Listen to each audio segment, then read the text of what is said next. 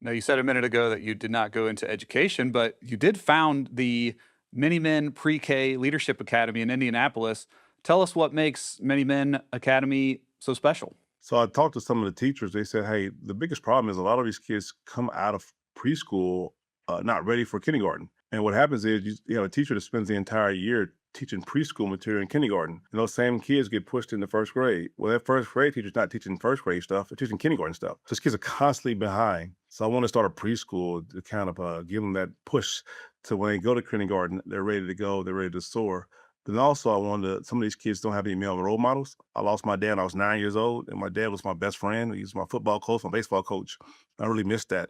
So I wanted to make sure these boys had some positive male role models in their life. So I bring in male role models to talk to the kids and kind of be, some mentors to them at an early age. So, something you and I have in common is that we've both served as school leaders. But one thing I can't say is that I've never started a school from scratch the way that you have. What was the most challenging part of starting the academy? I think the most challenging part was me learning how to be a great leader, making sure I have my message gets across to the teachers. It was easy to sell to the parents my dreams and my thought processes, but I really, really worked hard on selling that same to the teachers because I knew I had teachers that were really, really good teachers, but had been teaching, in a certain style for a long time. And here I come, a new guy that's disrupting all of this.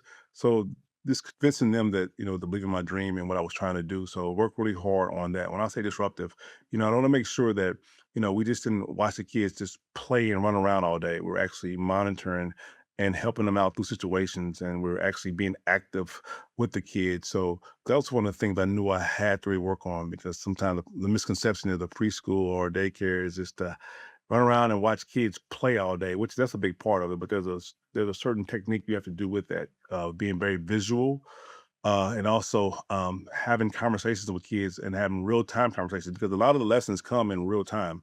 A lot of lessons come when the situation happens right there. And you can talk about things in a book, but when things happen in real life, it connects a little bit better with the kids. So that's why you had to be visual. So when you see those real things happen, you can connect with them and explain to them what's going on.